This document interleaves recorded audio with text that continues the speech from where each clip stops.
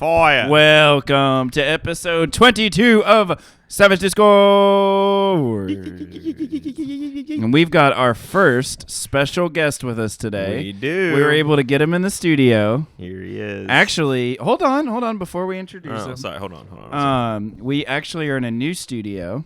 We are. Technically, it's if you want to be a dick about it, it's the same studio. No, it's new. Does it feel new? It feels very new. It feels new to me. We could actually record during the day now because I wouldn't know what time it is. Because we're facing the wall now instead of the windows. Yeah. It wouldn't throw me off anymore. We've turned our beautiful suburban garden into a prison cell. This is beautiful. There's no light. Now time doesn't exist. I'm not held by the shackles of time anymore. I can do anything at any time. I would love to talk more about time. Okay. But Who's got But the it time? is time for us to introduce our new guest. So we have been trying for weeks to find the perfect first candidate. We have talked to multiple people. We've got several things in the works here at Savage Discourse LLC. Hashtag Savage Discourse. Esquire. Talk. And we finally, Kyle and I went back and forth. We had said we were reviewing all kinds of different applications, headshots from different people, different backgrounds, and we finally decided on the perfect candidate. I don't know why we didn't think sooner.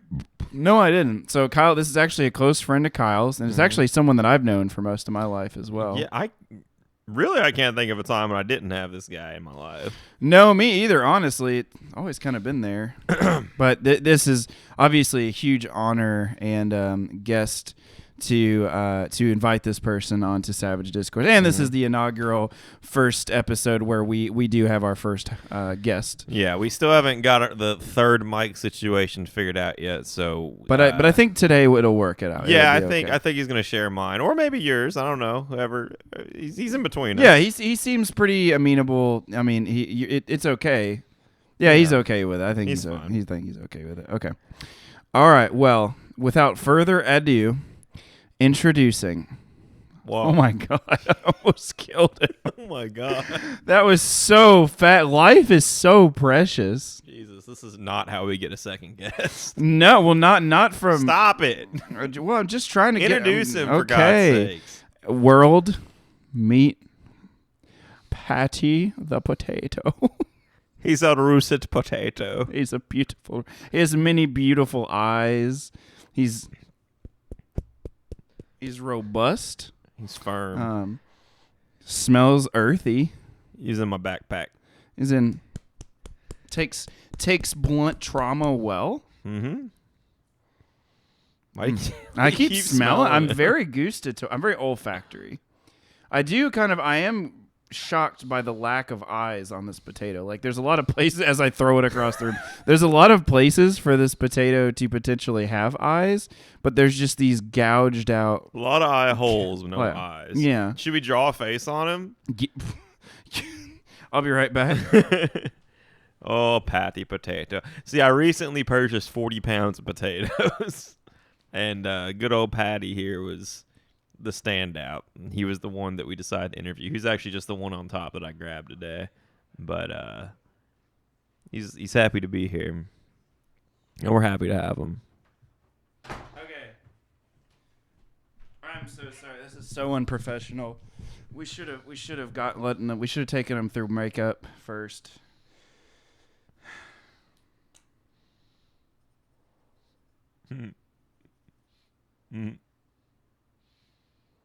So kind of the look I'm going for is like an intrigue, like a mysterious kind of like, he's kind of like thinking, but he's also like kind of a tough guy.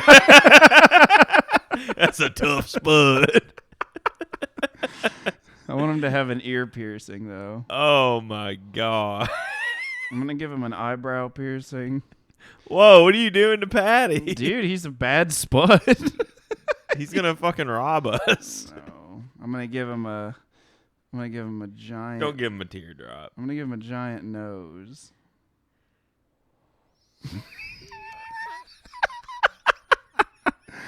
For those of you wanting to know what Patty looks like, we might put a photo on the episode. He might be on a shirt. Yeah. It might be. Oh my god! Look at that. Wow. What do you want to ask him, dude? I'm not gonna lie. He is He is way more intimidating than I thought he was gonna be. Yeah. I'm a little overwhelmed.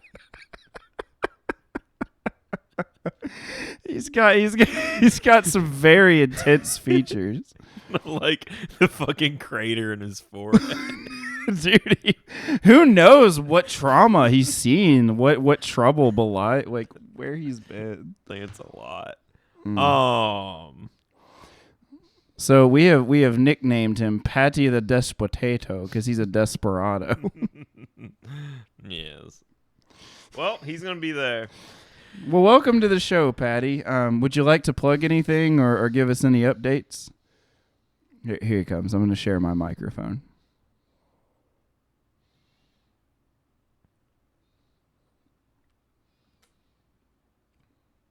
Oh, thanks so much. That was awesome. Thanks. Nice. Thanks. Patty, see, he's not a bad guy. Like a lot of, if you were to take a look at his rough exterior and just kind of, take the glass of water for what it presents itself as, you would just really be missing the fine nectar of his being. Yeah. He probably hasn't been talked to in a while. That's probably why he looks so grumpy. Yeah. Maybe by the end of the day, his features will soften a little. I see what you did. That's really good wordplay / biodegrading humor. All right. Okay. So we didn't have an episode last week. No. So things have been pretty crazy. Yeah. Kyle has just been working full time. Yeah. And I work at a clinic again in the applied behavior analytic field. And we have had several COVID scares. I was actually sick last week, and then this week, or the week before last week, and I was out all week. What happened last week? Oh, we weren't able to do it last week because Kyle had to get his polyps lanced. Repolyped. He had to get his polyps re-enhanced. They were disappearing. Kyle's like, go to the polyp doc. You go there and he's like, "All right, you want me to remove them?" You're like, "No, excuse me. Do not This take is why I pay you top dollar. Steroid them bad boys. Stuff me full of polyps, Daddy." No, because my car broke down. That's right. And now I am now a footman. Yeah.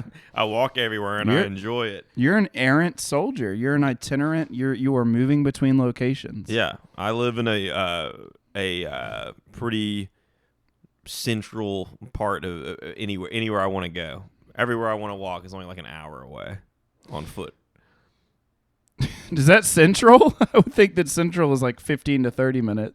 Well, an hour feels kind of like a long distance travel. I got music. Okay.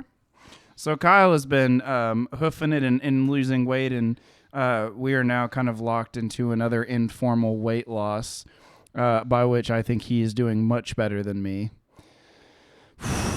Dude. Anyway. I lost 20 pounds in the last 2 weeks, but I gained 20 pounds in like 3 days before that. So I don't know really where that puts me. Well, it puts me back to square one is where it puts me. I think we're bad for each other, Kyle. We are. 100%. No, it doesn't have to be that way. No, it does. Okay. What do you mean we have to be each other's antagonists? Yeah, there's no other way, obviously. We yeah. tried hard before. Yeah, you're right. Might as well stop. Give in to our base desires. Yeah, dude. Secretly block. We just need to see each other once a week and just throw away all our progress, except for a little bit of progress. Throw away like 80% of the progress we make for the rest of the week. Okay. And we'll still be on a deficit. We'll just be making really slow progress. But progress is progress, and we still get to be happy when we see each other. See, I agree to that. The only problem is the times you're not there, I cannot be held accountable for my own lack of self-control. So I am going to eat all the things. Well, sweet. So I'll win. I hate this. Anyway, I'm really good at self-control, except for when I'm around you for some reason. no, dude, I've had this conversation with several people. So in my field, in ABA, I am what is known as an SD. An enabler? I am what is known as an SD, which stands for discriminative stimuli. It's a big S with a little d in a superscript, like above it to the right. And what that means is that I am a signal that to you and other people indicate that there is reinforcement available in the environment. So to you, I'm an SD for overeating.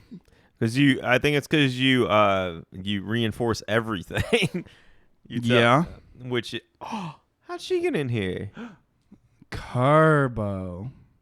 Oh, How did she get in here? I opened the door to go get to go get the makeup for Patty. I haven't seen you in like 2 weeks. She's been such a good girl. She's been cuddling. I found out the secret way to get her to sleep on my bed is to put a super high, what do they call them? Like a super high, dense, high thread count blanket on top, and then she just snuggles. Oh, right what a in. good girl. She is. Except when I try to pull her under the blankets with me to heat her up in my Dutch oven, she hates it. This is my favorite cat. She's a good girl. There will never be another cat I love more. So it has been a rough several weeks, but we are back, baby. And we're here to bring you the bangers. And by bangers, I mean existential anxiety. Hell yeah. It's all ending, and there's nothing you can do about it. But you better do something before it ends. Oh, better hurry up. Do all those things you haven't done. Time is running out. Oh, you got to get them all done. Just kidding. To our knowledge, we're not going to come at you like those Southern Baptist end times preachers that somehow are baffled whenever their end times predictions are wrong year after year. But also don't forget to donate to save your soul. Yeah. That would be give me really money great. so you can go to heaven. Yeah, please do. That would actually be optimal. Yeah, you're probably not going to die, but in the chance that you do, and if you was that you that was one of your ideas. Have we ever talked about that on here, dude? The service. What did I call that? It was like it was a pay to pray. Oh yes, you had this beautiful entire. Okay, Kyle, go ahead and explain. So it's an app. It's an app. It sounds very predatory, but you have to understand. It's very predatory. Is the reason I made it. Well, I didn't make it, but the reason I thought of it. I'm trying to remember the full scope of the idea. Remember. No, then you tell it. So to my well, I don't want to. You've got a patent. I don't want to just go out there and misrepresent your product. Well, basically, it was an app that you on your smartphone, on your Apple or Android on your device. smartphone, clearly. But you could so you go on there and you pray for forgiveness, right? Because that's how you get to heaven. Yeah, it's my in the Christian heaven anyway. Yeah. You gotta ask for forgiveness. Yeah, for yourself. But if you pay a premium, right? You can just schedule a forgiveness alarm for whatever time you want, so you're covered. So, say you plan on sinning like tomorrow night, schedule a bad boy for around 9:30 p.m. Throw down $1. I thought that there was also like a way. Oh yeah, and there's like a subscription or something like you pay to directly email God. Oh Jesus. yeah, and then they send you like you are forgiven, my son. Say 10 Hail Marys and slaughter 3 deer and bathe in their blood. Just slowly turn everyone to paganism. Yeah. Go out and yell at the space egg. Go into the forest, dance with the nymphs. Oh dear. It is really it is really comforting not knowing what is out there, but knowing that if there is a Christian God, we know we're going to hell. Oh yeah. There's something really comforting about that. Well, yeah, it takes all the uncertainty out of the weighing of the soul and the usage of your life, and it's just nice to know that you can live without fear of potentially fucking up and ending up in an eternal damnation versus living your best life being aware that the choices you've made are leading you to eternal damnation. Yeah. Yeah. It's nice. Yeah. It's either fire and brimstone or nothingness for us. Yeah. No clouds and naked babies playing harps. Wait, is that Cupid? Wait, what? What is Cupid? Is Cupid an angel? No, I don't know from what religious mythology Cupid originates. Yeah, I don't think he's in the it was Christian like the Bible. baby of. And then Isn't God there, like, said unto man, second Cupids. and then God said unto man, take my small man child in a diaper and let him pierce you with his silly heart-shaped arrows, and you shall fall in love with whomever you are looking at the moment, even if that's an object or animal. Yeah, Cupid's pretty fucked up. Well, yeah, it's literally it's the equivalent of like arranged chemical. I was gonna say arranged marriage, but those can fall apart. It's like the like it's like chemical forcing people to chemically love you. Yeah. It's like I don't know. I saw this meme or this comic years ago, and I would love to quote it, but I can't remember what it's from. But it's basically where a guy says that like he sneaks into his girlfriend's or his ex-girlfriend's or girls he really likes that he's dating houses, and while they're sleeping, he puts a nicotine.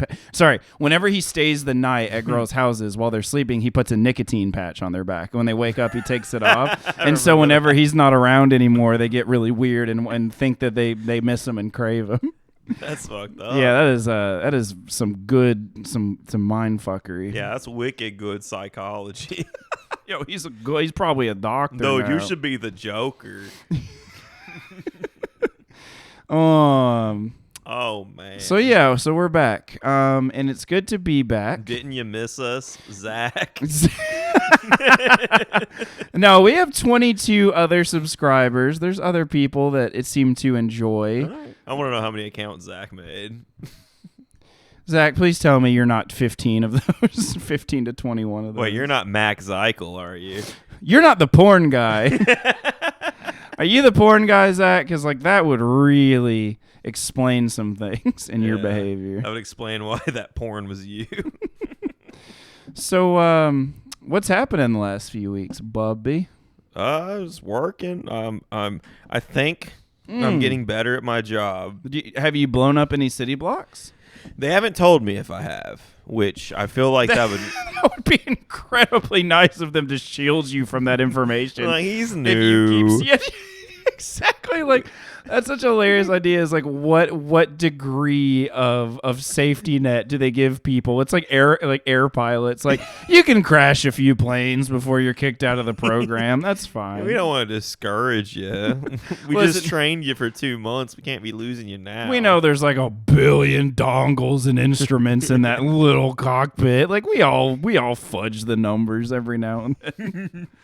Well, oh my God! Like if you nuke a city block and they're like, "Hey, buddy, when you come to work, when you come to work tomorrow, make sure you don't take I-37 because there's just probably a big smoldering hole there. You don't want to deal with that. Just make sure you come in a little bit early. Oh, and if you don't mind, please bring your stuff.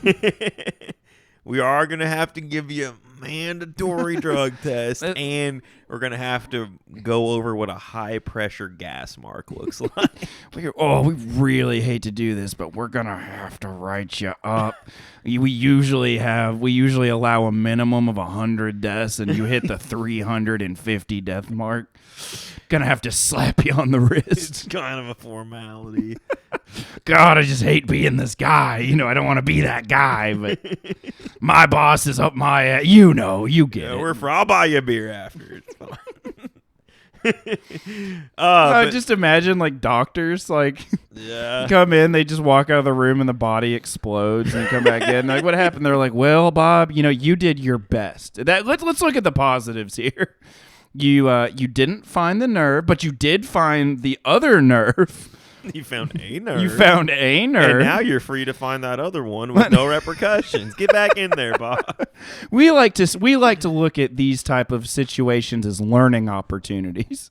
Oh, what is that crime? Oh, don't worry about it. That's the fam. They're fine. They understand that this was an experimental. This happens. They signed a waiver. This happens. They knew. They knew you were new. Imagine that. What if you go in for surgery, or someone goes in for surgery, and they approach you and they're like, "Listen, we'll knock a bunch of money off if you let this new guy do it. Dude, they do that. Do they? They do that with psychology in grad schools. Oh, yeah, that's a little different than like open no, heart it surgery. It's true. No, you go there. They allow you to be seen basically for free if it's a practicing, if it's like a in practicum or learning or in training. Dude, they could fuck you up so bad. I know. They're like, just tie more knots in that brain of yours. oh, so you've got childhood trauma? Was it things like jumping out at you? Whoa, what is it? Tell me, spit it out. Is it people with a chainsaw? Is it clowns? Oh no. Quick. Fucking just like rooting through their tool bag that you think has like standardized assessment, and it's just like different phobias. Is it spiders? Okay, cool. All right, I've got them. Don't lie to me. I'll know. Sounds like someone we might know. If Yeah, that's where my brain went immediately. Yeah, I know. Oh, I know how to cure. I know I know how to cure you. Oh, bud. We're just gonna scare you a bunch with your biggest fear. Then you'll be desminsmatized. So, actually, on that same token, there is an interesting. So, several things. Two things. One, I took the GRE. Ooh. So, for those of you who don't know, the GRE stands for the fucking most asinine waste of time, money grab, pointless, non-success indicating tool that is standardized across most institutions. Isn't it weird? It's called the GRE. The graduate. For some reason, you caught me off guard, and I was like, "Well, that's because." Well, actually, it's cool. Yeah, actually. Yeah, actually. We have both blown the top off of ours. Oh, we may have to doors. Have to recalibrate. Cocos. But yeah. So it's the graduate record exam, and it's used as an indicator of first year success. And I finally took it again. And the night before, I'm pretty sure I had COVID. Pretty sure because I had a fever, and I had coughing and sneezing and very muscle aches low and grade fatigue. fever. It was like 100. The thing you must realize is that What must I realize? every other illness still exists in this time. Why can't I have COVID, Kyle? Because you probably didn't. Just because COVID. I think you're fucking jealous. Very. All right. I can't think of any other reason why you wouldn't let me have COVID. I'm just saying, just because I've had a couple fevers in this time. I've coughed a couple times. Sneezed a little bit. Maybe you had COVID. Could have been. Probably not, though. Anyway, so I had a fever the night before. I did a online. It's called Proctoru. Oh. And they log into your webcam, and they make you spin in a 360-degree angle to show your room. And they look for anything that could potentially be used for cheating or any maladaptive, nefarious behavior. And so I had to put a blanket over my TV, had to take down all these things on my wall, I had to do all these things. And then I finally got to take the test. I've been studying for 3 months. Mm-hmm. How'd you do, buddy? Well, so there's 3 sections. There's the verbal reasoning, which is filling in sentences, similar words, completing reading passages, answering questions about the theme and what's implied. Then there's the quantitative reasoning, which is literally just fucking math. It's algebra and geometry and some linear equations and different stuff like that. And then there is the analytical writing, which is where there's two different subsections. There's the analyze an argument and analyze an issue. Analyze an argument is they'll say like, Bob thinks that you should put something in your ass before you drive to work every day because it increases your productivity. Mm-hmm. And you don't have to say whether you're for or against it. You just have to break that argument down or say what there's different prompts. The other one is analyze an issue, which is like 15 people in the community think that putting something in your ass increases productivity on the way to work. And this is shown by a survey that was taken 50 years ago. And on those days, those people went to the gym after work. And so you have to dismantle that issue and look at, I may be flipping them back and forth, but essentially you have to analytically dissect everything. So whenever you take the test, it's out of a score of 130 to 170 on both, so a total score of 340. And the analytical writing has its own 0 to 6 and a 0.5 half measure metrics. So on the verbal reasoning, I scored in the 85th percentile, which is 160, which is okay. I was hoping to do better. I did better on the pretest. Okay. On the analytical writing, I scored in the 98th percentile. Wow. Which means that only 2% of test takers were better at writing words were better worders than me. Wow. They worded at a much higher proficiency than I word on my daily. How is that possible? I'm just a fucking nerd.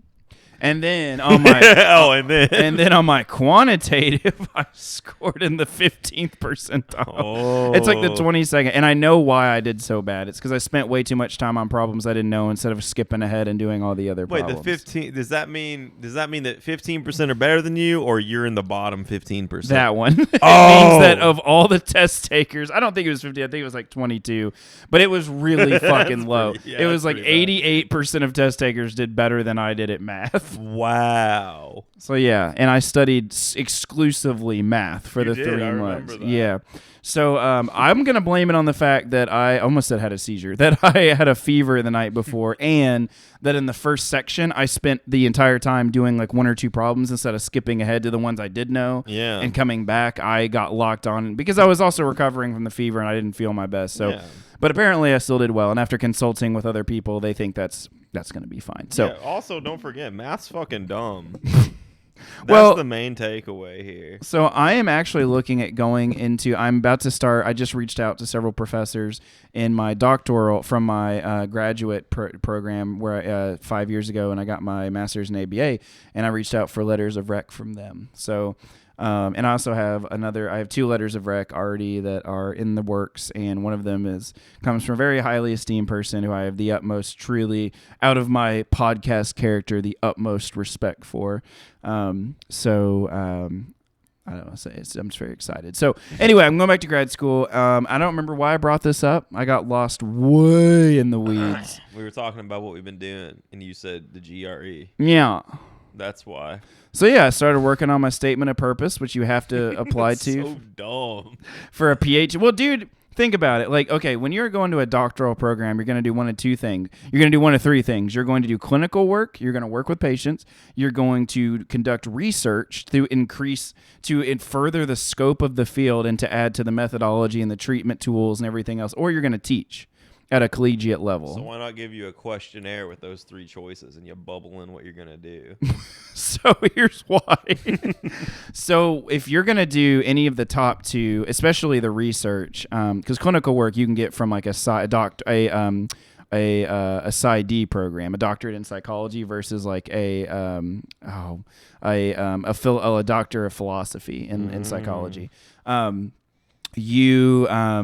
You have to work under somebody who's going to take you on as an assistantship and mentor to work under in that program. So you're going to help them do research to get them published, further the field. And so if they look at that and you just bubbled in, that doesn't tell them anything about who you are or like what you're about and what good of a fit you're going to be.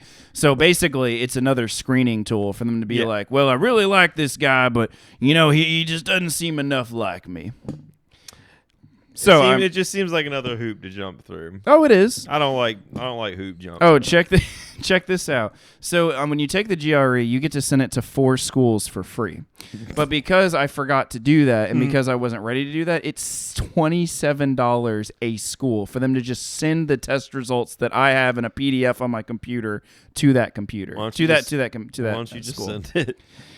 Because it all has to be part of a big application packet.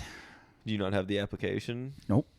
How do you get that? You can't. You have to go through each school, and they have to get sent through the ETS, which is the company that does the GRE. It has to come through them. Wait, does only one company do the GRE? Yep. Wow. That's a full monopoly. You think the person that made that whole deal went to college? Who's to say? Probably didn't. Probably. I know they didn't take the fucking GRE. Probably have an associate's degree from a community college. I studied business in college. They're probably really good at the math portion, actually, if you think about it. Anyway, I cannot remember why I brought this up. That's what we've been. I know, but there was some other reason I was going to talk about. There was another reason I brought this up. GRE's dumb, math's dumb, school's dumb. Which one? It's one of those. You got COVID. Oh yeah, I haven't been working. I don't know if that's what it was, but I haven't been working because my clinic shut down due to a COVID scare. Oh. So I've just been working on all that fun stuff. Well, hell yeah. I don't think I can not work because my place of business doesn't give a single fuck. I'm pretty sure my direct supervisor has COVID. He doesn't wear a mask and actively coughs on us. Wow. So, wow. Just an upstanding model of a leader. I mean, I like him. He's a cool dude. He Okay. I mean, it's not his fault. What? That he was born that way? Yeah. What more can we ask of him? What do you mean? What do we ask of any logical adult in this time? You don't know him. It's different. Oh, okay. Is he a special boy? Yeah, everyone's a little special. Okay. Including me. Aww. We're all special. But some are specialer than others. I'm special in a charming way. When They're people special in a let's give them a break way. Okay, they get to park a little bit closer to restaurants and to businesses special way. They're so special they get a sticker for their windshield. Oh, that's amazing.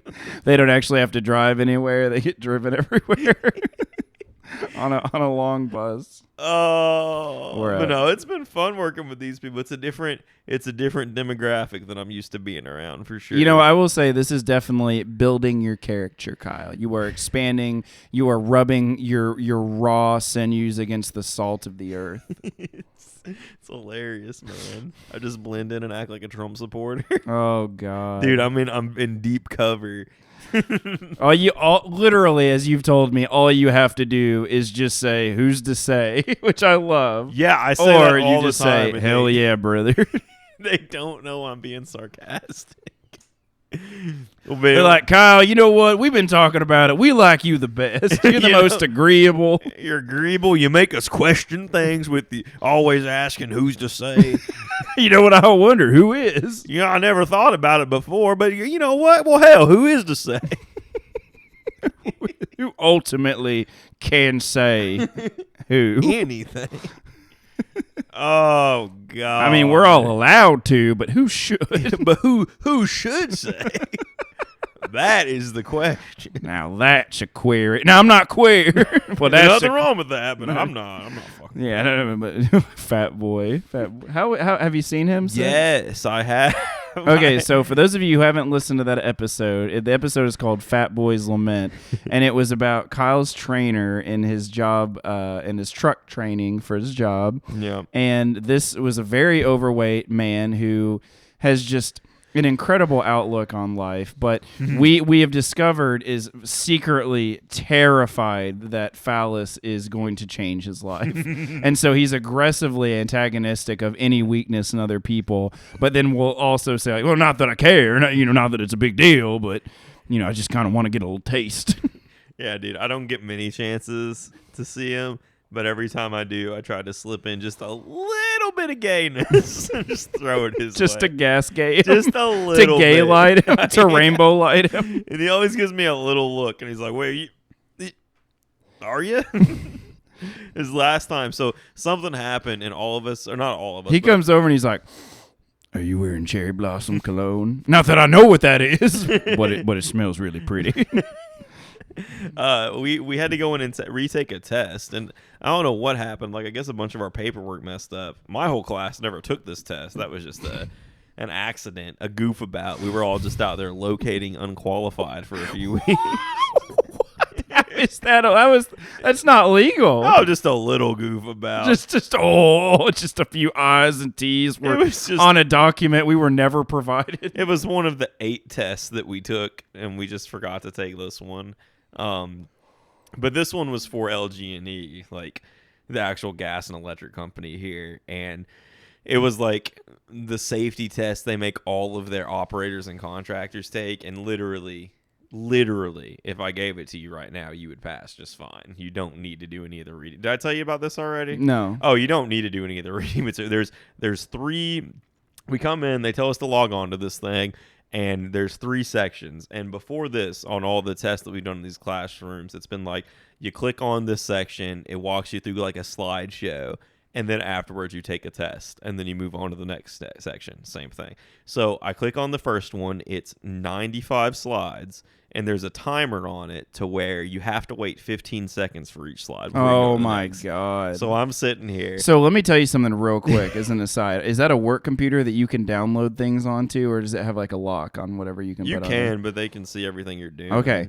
So there's an application that I downloaded years ago for a program that had something like that, and it's called Auto Clicker. And what it does is it's a mouse app, and it basically, wherever you put your mouse, it clicks automatically by itself, and you can set the rate at which it does it. Mm-hmm. So I'm just. Well, I mean, that wouldn't work with the. I mean, I was ready to click every 15 seconds. I was just like. Well, this would if you were this was to say if you were not a savory character and you were not trying to learn the content and you were just trying to get through it, that'd be. But what I'm saying is, there's actually like if you click it before, there's a little timer at the bottom and it fills up, and if you click it like at 13 seconds, a thing pops up and it says you haven't waited 15 seconds, and then you click it and then it starts over. So, you know what? In my field, there's a word for that. It's called inter response time spaced responding. It means you cannot respond until. Well, actually, I'm sorry. It's easier than that. It's just called a fixed interval schedule. It means you can't get reinforced until a certain amount of time has elapsed. I was using a more complicated one, but that's they're ABA and you guys to make sure that you're at least looking at the slides. Yeah. Well, it worked because I did it, and then I took the test at the end of that one. Missed one question out of, I think, 50.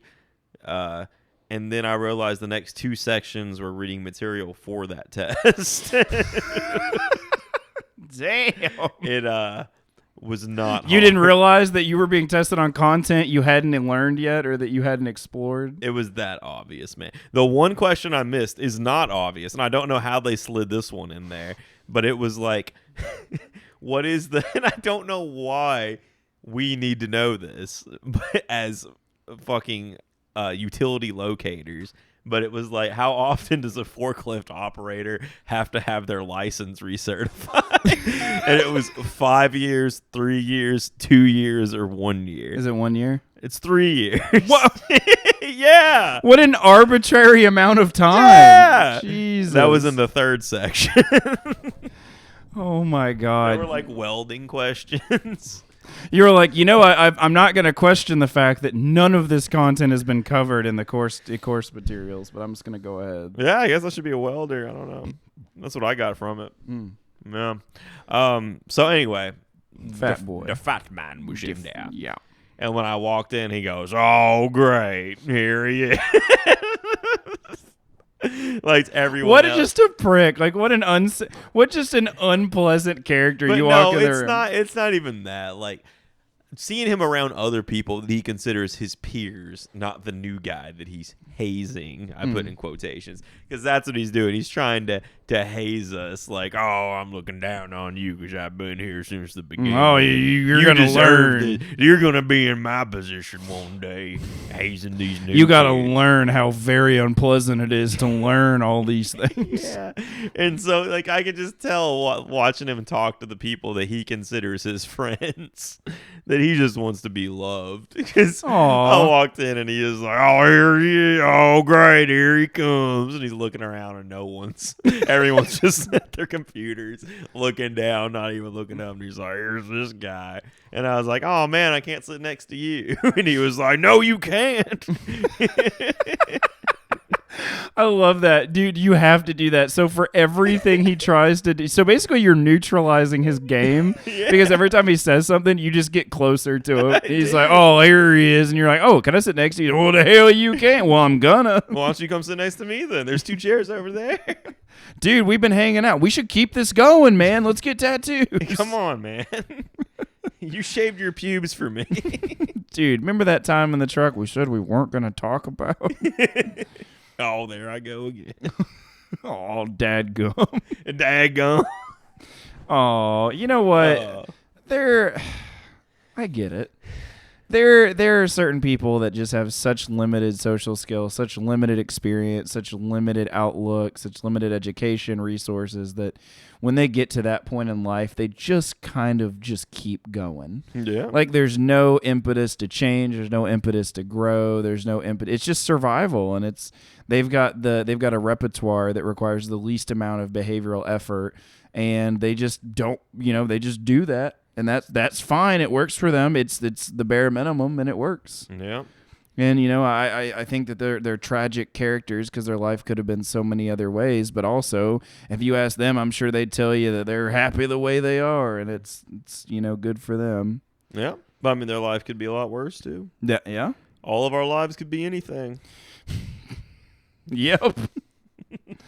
Thank you for that. For that, always that perspective that has no cap or bottom to it. It doesn't. Things could be different. Yep. In every possible way. Exactly. This is the infinite void. Oh, the entropic nihilism. Quit your bitching. Could be worse. You want to be a rock? You could have been a rock. You could have been a rock. You might still be a rock. Who's to say? Maybe you're a rock in a simulation and you're John right now. Oh, no. I listened to, so I recently got in contact with a dear friend who used to be a supervisor to me when I was in grad school. And her name is Katie. And she and I caught up, and it's been a long time since we've talked. And she's an awesome person. And as I am entering into my 30s, she is entering into her 40s. And so we are both kind of experiencing an awakening in our spiritual selves, trying to relocate and find an appropriate a practice and disciplinal home for our beliefs and our lives. And we had a great conversation. She turned me on to a podcast called Awakening OD.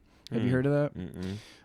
It's by a comedian. I can't remember her name, but it was actually, I listened to the first 30-minute episode, and it's about simulation theory. And she talks a lot about how we are all playing in a game, and like a video game, and we're like the avatars of our true energy selves in the universes. And we're leaving from like a masculine energy into like a new feminine energy age, and how everyone's waking up and realizing they don't want to play the game anymore. And it was actually really, really cool. And she's, says it tongue in cheek, and, has a lot of wit and humor to it, but it just reminded me of that because, I was like, oh yeah, Kyle, it's got a lot to do with the simulation theory. And oh yeah, there's just so many ways to look at the simulation theory. I don't look at it as like we're all on the outside and plugged into the matrix and we're just waiting to wake up. I think we are firmly embedded into the simulation and there is no waking up. Like, we are in here.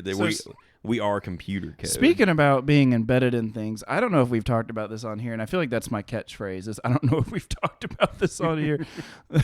John, I don't know if we've talked about this thing on here, James.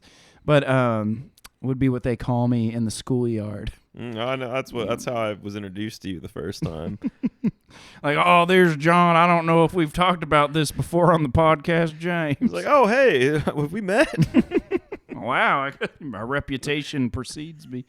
But I've always thought, like, in terms of experiment, you learn a little about this when you're in a field of study, especially a scientific discipline where they talk about experimental research methodology and different research.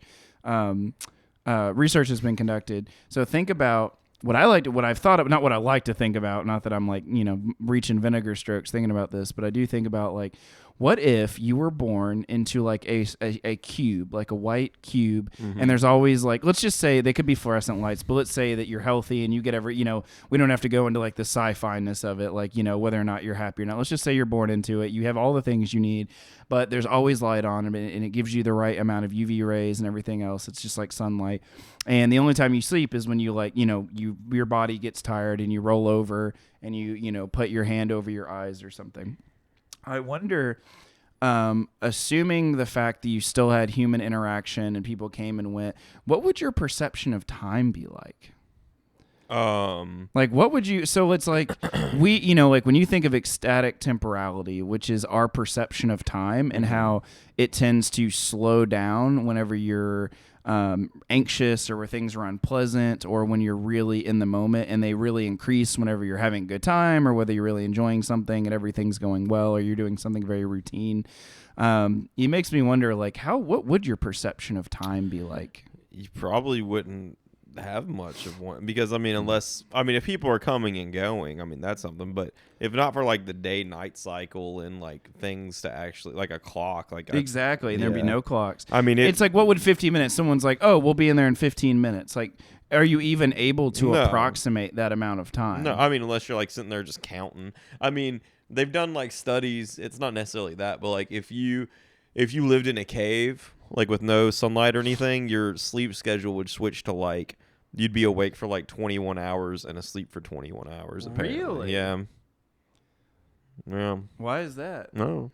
Tell me why. Someone told me once. I don't even know if it's true. Oh, oh my God! They didn't cite their sources. No, it was in a cave. You were like walking by some guy on the bus. He's like, "Hey, have you heard that if you're 21 days, you sleep in 21 days?" No, it was just one of my random cave facts that people spewed at me while I worked when you were underground / lived in a cave. Oh, that makes sense. I was like, wow, that's a groovy fact, homie. Well, what's interesting is that we get older developmentally. Like, we do learn to approximate time links. I know it so acutely when you work with kids, like whether they're neurotypical or whether they have like a diagnosis like autism. Like if you're like, oh, in a minute, they have no idea what that means. Like now, when we say it in a minute as like an idiom, it means like not now but soon, and we just assume that like within 15 minutes to an hour they're gonna do what we ask them. But like if we're being legitimate, like, oh, in a minute it'll happen, they have no idea what that means. Like they have no idea, and they'll be like, is it now? Is it now? Is it now? Is it now?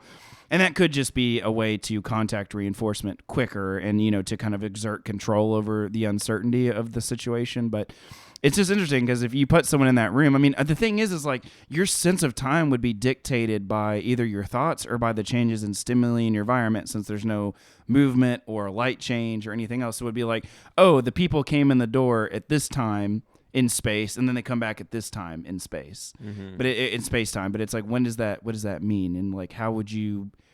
I don't know. It just seems like it would be, you would go crazy. Like it just seems like. Yeah, consider if you're literally a biological human, like someone gives birth to a human under normal circumstances and then sticks them in this cube. Yeah, you go insane because like evolutionary, that's not. Oh, that's true. Yeah. Like you need contact. If you were put into the box, but you weren't born in the box. Gotta be born in the box. Gotta be born in the box. Don't wear no shoes in my box.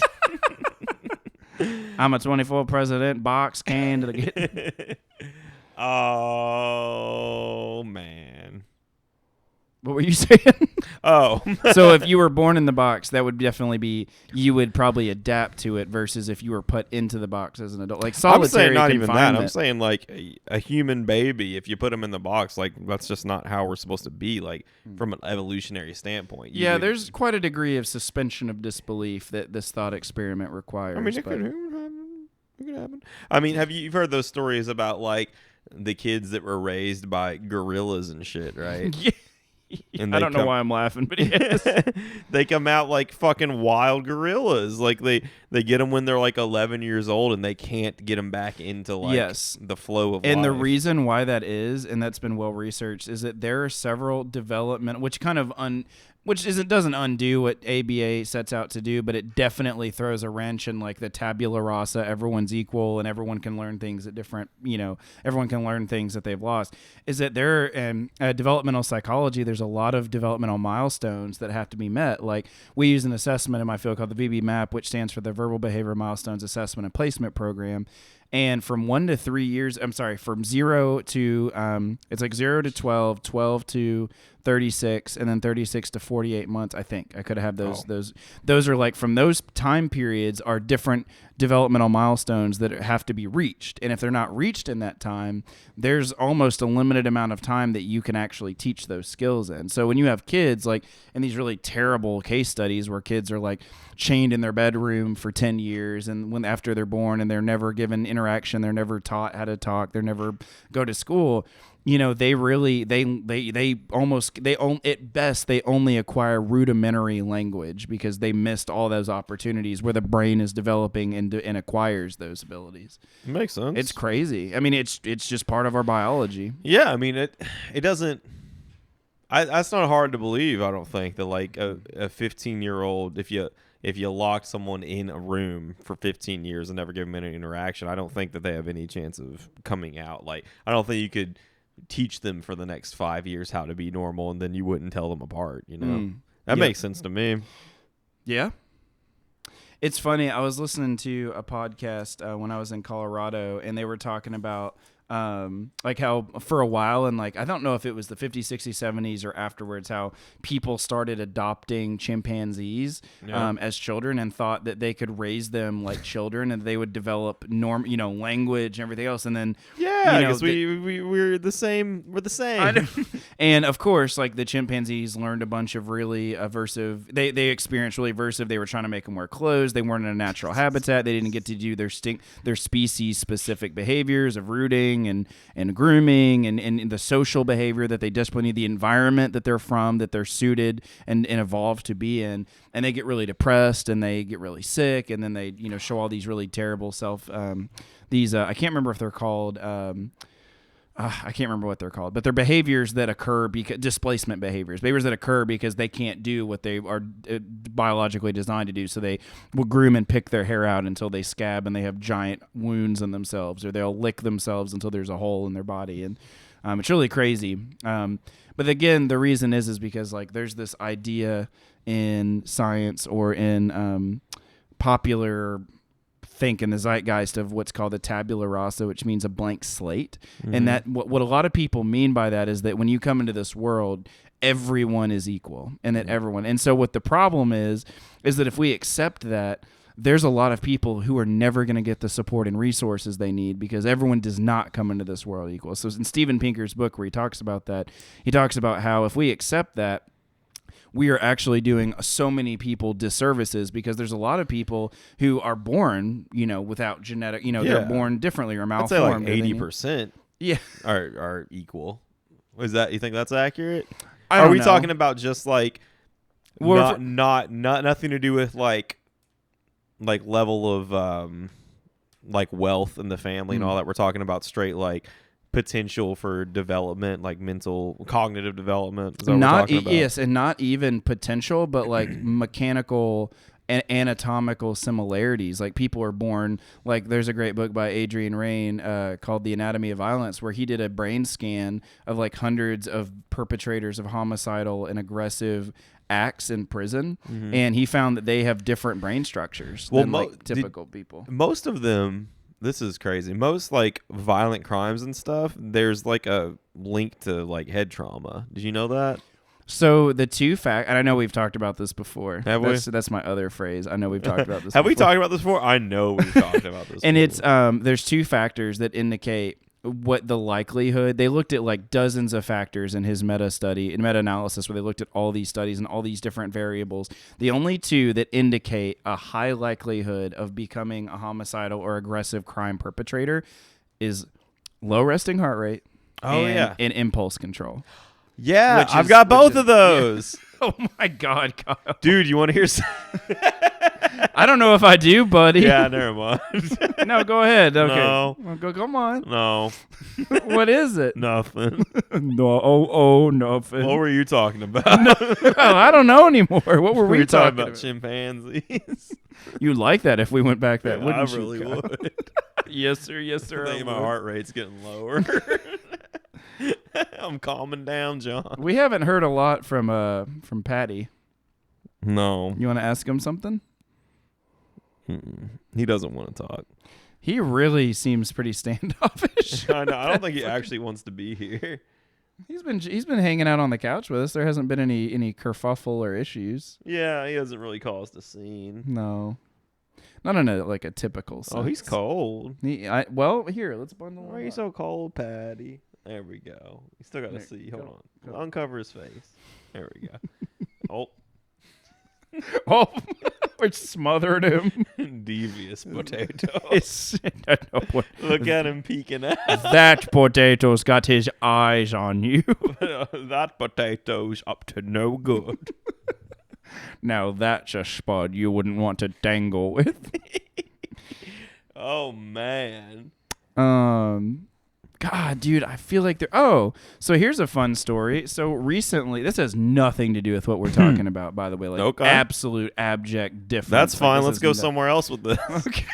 No, let's go back to what That's you were talking perfect. What you got? Anything else? So it has been absolutely miserable. So over the last... today is a Monday. Over the last 4 days, my heat has gone out in my 100-year-old house. And... What? Nothing. Why are you laughing I'll at my let you know when suffering? you're done. You'll let me know when I'm done? I'll let you know when you're done. I'll let you know what I'm laughing about when you're done. Oh, okay. I thought you said it's very aggressive. I'll let you know when you're done. You keep talking. Sit boy. down. Be humble. All right. So we had a gentleman come out to the house to look at the furnace, and basically the board that he installed had a faulty part on it, which is not his fault. And so he basically had me come under the house and taught me this doohickey way to get heat, but it only kicked on for 5 minutes, and it didn't heat up the house, and it was miserable, and it got down to like the mid-30s. It was really terrible. I was worried for me birds. Kirby was okay, but I was worried for my health and my exotic animals. But anyway, so I went down there to do the little thingamajig, press the rigmarole down there, and I looked on the ground and there was a handgun clip of hollow points. That's funny. Isn't that crazy? That is crazy. How do you know they weren't already there though? I don't. Yeah, maybe it was the previous homeowner. I've just left a clip of hollow points in the cellar under the house. In case so the thing is like them. the thing that's really weird is the way that this house is like 100 years old. It's a shotgun house. You cannot get to the cellar like in the house. You have to leave the back door, walk around the side of the house, go into like a bomb shelter looking wooden flap slab that you have to prop up with a stick, and walk down under the spider crickets and the spiders, and then there underneath the house is where it is, like where there's no floor and there's like pumping and under the house and wires. Isn't that dope? That's not a word I would use to describe it. Dank in the old historical sense of murky and gross and moldy and subterranean, yes. See, if you would have let me move in down there, then we would have known if there was a hollow point clip down there a year ago. Because you would have been like, hey, John, there's a hollow point clip. Yeah, I would have been like, yo, you got a gun? Let's stuff this in any old gun and pull the trigger. Dude, it was weird because I was down there and I like saw something glint on the ground, and I like picked it up, and it's just a full clip of hollow points, and I was like, am I under attack? Oh my God. It's not like, am I being robbed? It's not like finding it's weird because I just throw my money on the ground. Try to give your wallet to the clip. I know. I'm sorry, Mr. Clip. Please don't destroy Take anything you want. Please don't hurt my bird. Please don't end my vitality. Dude, it was so weird because it's not like finding a bullet casing or a gun. Like it's like finding I guess it's like just like finding a bunch of gas but no car, or like finding like a bunch of gas, electricity but no laser. I think it's like I don't finding know if a bunch of bullets but no gun. I think this is a pretty unique thing. pretty black and white, open and closed. Yeah. There's nothing to be. I don't know how to. It's like unsettling because there's no weapon, and it's just like, hollow points are not. They're designed to end life, to make a big hole on the exit wound. Maybe like he was going hunting. Well, so here's what I think. I reached out to my landlords, and I'm pretty sure that it was either that guy or some other guy. But like I've been down there dozens of times during the summer, and I never saw that. So I'm pretty sure it's from the most recent guy. And like, here's the thing: he works in a city. He probably has a concealed firearm, and maybe he just somehow lost his fucking hollow. This is Kentucky. Like clip of most this is people, Kentucky. most people have concealed firearms. Yeah. Some people are clumsy and they lose their bullets. Like, dude, and that's what's so funny. Like, it wasn't like one random, cherry round on the ground that like with this little wreath of flowers and bugs around it. Like, it was just a dirty clip on the ground. So, that's cool. That happened. Yeah. So that was I feel like that's something that would be like only in Kentucky that would happen. Yeah. The only other Kentucky thing, and like 3 other states. The only Texas. The only other thing is like if I had gone down there and there was like a box of shells like that from would be the a gun more from unsettling. yeah, just like a box of rounds like 55.57s or like with your name on all of them. Now Oh my. Dude, so speaking of which, you know how way back months ago we had the episode of cutting toxic people out of your lives? This is so funny that when you said that, because that just reminded me of this. So I went to my buddies that I'm not friends with anymore that got addicted to some bad stuff. And when? This was years ago when he got married. That he quickly. I thought you meant recently. No, he was divorced several months later. It was a really silly thing. But we got to drive down to New Jersey. I say got to drive down to New Jersey. What a fucking privilege! Did you see the shore? Drive over. No, we did not. Did you meet Snooky? The Snookster, the Snookameister. Oh no, I did see a bridge, and I saw a koi pond. Oh, this actually opens us up for two stories that are fun. Oh, my. So anyway, on the same thread that we're on currently before we sub-thread, he, as a gift to all the groomsmen, bought us all 50 caliber bullet bottle openers that all had our names on them. What kind of message does that send? They were actually bottle openers? Yes. Okay, that's fine. As long as they weren't actually bullets. I mean, I don't know if they were obviously there weren't packed, there wasn't gunpowder or anything in them, but that sounds they like were 50 caliber rounds. A gift right up his alley. Yeah, it does. I mean, that's definitely odd. That's not something that I would give you. But, that he makes good decisions, obviously. Yeah, that was very unsettling. I was like, what does this mean? He was like, oh, I just thought it was cool. And I was like, you know what the implicit understanding of this is, right? Like, I'm sure those weren't cheap either. No, they were not. And he made sure that I knew that. Oh, that sounds also right. Anyway, so when we were at the wedding, we took a limo, which was really cool, to also not cheap. to this outdoor location, and we only had it between this time and this outdoor location. If we were there any longer, they would charge us extra and it would be a huge deal. So we made sure that we all knew at this time we had to leave, which is really not like conducive to a wedding situation. Yeah. So anyway, we get there, and this is several years ago, and it was back when vaping started to become and I'm not just vaping, but like cannabis vaping, like, people putting their dab rigs and everything in there. So I was outside, and I had been drinking like champagne and alcohol, and then they were passing around a pen, and I was like, oh, is that a pen? They were like, yeah. And I was like, okay. So I thought it was a tobacco pen. So I took some nice big ripperoos off of it. And then I blew out this big puff of this big smoke cloud. And the guy who got it to me was like, have you smoked dabs before? And I was like, no. That's why you ask every time. I know. And I was like, no, is this dab pen? And he just stared at me and was like, you'll be okay. And I was like, what does that mean? That doesn't sound like I'll be okay. I know. Can I get additional information? Can I get a second opinion? Can I get a pamphlet or like a guidebook? If anyone just looks at you and without you asking them, they just tell you you're going to be okay, that's a good sign you're not going to be okay. Oh, you're fine. No, you're cool. What do you mean? Why wouldn't I be? No, don't worry about it. I went to immediately start dulling my senses, and I started pounding alcohol. Oh, John. And it didn't help at all. And now you're crossfaded, boss. Dude, that was the most uncomfortable I've ever been in my life. And so I was around hundreds of people I didn't know in an outdoor place, in a place I've never been before. Oof. And I was just like, all right. And back then I didn't know, I can just ride this vibe and just go with it. But back then I didn't, I wasn't as, I hadn't gone into the depths of the mind and tried to find the safe space. And so I was like, we gotta go, we gotta move, I gotta walk or something. So we started walking around, and we come to this beautiful koi pond, in the middle of this outdoor venue area. And there's just trees and the wind's blowing. It would be beautiful any other time, but I was so just out of my mind. I was like, everything feels threatening and off. And I just remember staring into the pool of water, and there were these koi fish.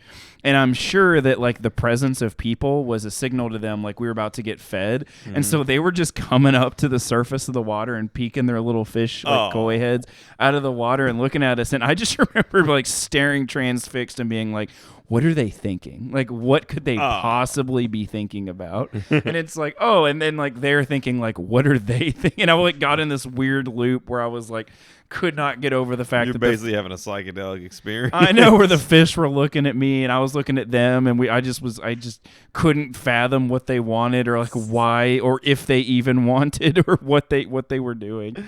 And eventually it was fine. But there was that intense moment where I was having like an extreme connection to these koi fish. I imagine a fish's inner monologue is something of a low hum. eat, avoid predator, avoid predator. Yeah. Poop. Poop, poop anywhere. Poop. Dump eggs. Poop eat, here, eat, poop. swim. Blub. Man, fishes kind of have it made. Yeah. Till they get eaten. It is literally like the most raw form of existence, except for the constant threat of death and dismemberment. Yeah. And mating. Well, I guess we have the same, drive to mate. Yeah. Anyway, so without that the dismemberment. So yeah, that's how. I found a gun clip, and that's how I got to New Jersey and got to those fun tales. Well, hell yeah, brother. You know what? Hell yeah. So what I was like, dude, I remember what I was trying to talk about all that time ago. What? Oh my god. Okay, it's called ESMR. Asthma? No. Asthma? It's called ESMR therapy, and it stands for. It's not asthma, autosensory meridian response. Oh, I'm dumb. It's called EMDR. It stands for eye movement desensitization and reprocessing. Where did this come from? So when we were talking about at the very beginning, were we talking about hypnosis? No. Maybe I wanted to talk about hypnosis. Yeah, obviously. Well, we're here. We were talking about. I thought we were like there was some reason that this linked up to what we were talking. Oh, we were talking about trauma and stuff, weren't we? Yeah, I could have sworn. Okay. Briefly. Okay, so that's where. Were we talking about the potato trauma? Yes. Oh my God, we finally reconnected. We closed that bracket. Like we had this hanging bracket open. No, it took us 58 minutes. Jesus Christ. Yazoo Christi. Oh, Dios mío, potato, plantain. We'll cover your ears. He shouldn't hear those No, things. he shouldn't. He's just but a boy. Look at him. He doesn't look like a boy. He looks like a hardened Cover his man. nose, He looks but like now a. he looks like a boy. Now he's a boy. He's just a boy. He's but a wee little potato-ling. He's but a wink in his daddy's eye. Anyway, so we were talking about trauma, and well, the whole point of the story is that I heard a story of a kiddo that was experienced this therapy, and it actually re-traumatized him. Oh, fuck! But not because of what the therapy is. It's because when I'm sure that he's younger, he does not have coping skills, and anytime you work through trauma, what you're probably going to be doing, you have to, is dig up that trauma and represent it in smaller, more. And I'm sure that when that happened, it just, from him, because he already had autism, it was, he did not have the, he probably didn't have the faculties and the coping strategies, and he didn't have what it needed to be in place for him to feel safe about it. So it caused a lot of damage. I don't remember what the context was. That's all I was going to say.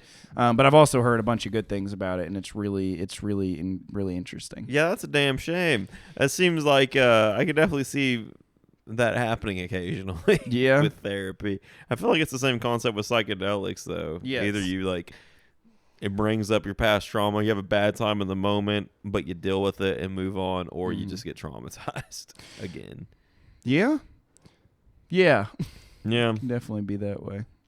Man. That's why you don't want to go in alone. Yeah, and that's also why you don't want to get therapy from the new guy for free. That's what it was. From the new guy. Oh, my God. Oh, hey, Bob.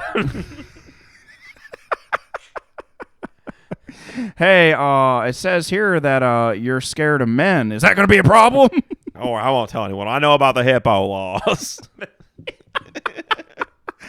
Hippo laws. Oh, for those of you who don't know, it's HIPAA. HIPPA. I feel like most people know. Yeah, I know. Oh, brother. Is that diet weed over there? Yep, that's CBD. Is that the same diet weed from before? Oh, no, you went back. Nah, it's different. Mm-hmm. Hell yeah. Yep, I enjoyed it. It has less than 2% THC, as it can be legally sold in flower form in Indiana. It's from hemp. And That's so weird. They can't be legally sold in flower form here. You know that, right? Yes, exactly. It can, but it's like, and that's why dude, it makes no sense because it's grown in Kentucky. There's like in my travels down Bardstown Road that I've been walking up and down every day, there's like 3 CBD shops. Yeah, they're popping up. It's crazy. It's soothing. It helps people find relief. Yeah, I just prefer normal old weed. I mean, it was cool that night, but I think I'd rather just like drink a beer. You know, I think a beer is like more. It gives you more of a response than that. Yeah. Well, I will say that the newer strain I have is a little bit more intense. Oh. And the guy even told me, he was like, "Yeah, it's hot," and gave me a wink, and I was like, "Is this legal? Am I allowed to buy this? No, is this actually angel dust?" The serial number's been scratched off. Don't get caught with this. Oh yeah, it's legal weed. Wink. And I'm like, "What is this?" He's like, "Oh, that's PCP." Oh, that right there. Don't worry. Oh, don't you worry then. Oh, brother. Well, that's cool. Great contribution. Well, wow. I probably won't smoke that anymore just because you can still test positive for that. It's very unlikely, but it is possible. Unlikely, but it's also very unlikely I get tested at all. So I'm just gonna go for the whole thing if I do it. You know what I mean? Yeah. Yeah. Yeah. Well, I don't think we meant for it to be this way, but I think we're at the end of this episode. Oh yeah, I guess so. I forgot we're doing something here. Thank you guys so much for joining us for episode 22 of you know what it is. Is it 22? Yeah. Wow. The big 2-2. Oh, I know what happened over the last 2 weeks. I turned 32. Oh yeah, you did. I'm a half. So what I do is I start telling people, I'm trying to get people, because I've had to learn GRE math. So now I'm like, I'm halfway to 64. I'm a third of 96. I'm the square root of 1,024. Is that you want to keep bringing up the GRE math because eventually they're going to ask you how you did? No, that's actually not a good strategy. I would avoid math. They're like, oh, cool. So how did you do on that? And I'm going to be like, actually, I'm having explosive diarrhea. My verbal skills are fantastic. Ask me about those. Ask me about my analytical writing skills. Ask me anything that doesn't involve a number. Go. And go.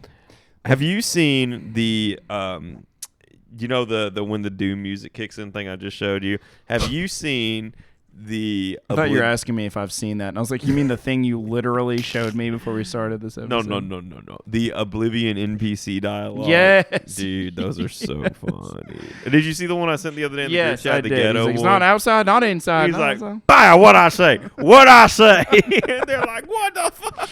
Like, I told you right there. Oh, that's all. Thank you so much for joining us this week for a shorter episode, but hopefully one more packed with love and intrigue and mystery and passion. It's an hour and 12 minutes. It's like 5 minutes shorter than our normal one. Dude, we've been pushing the boundaries. Oh, Bonesaw. I thought we'd get through this without him making an appearance. So, if you've chosen to join us today, you've been part of an inaugural movement where we bring guests on, and if you weren't there earlier in the episode, I'd like to give Patty the Desperado another opportunity to say something before we close out. What were your perceptions of the content, and how would you would you like to tell to the audience before we wrap up?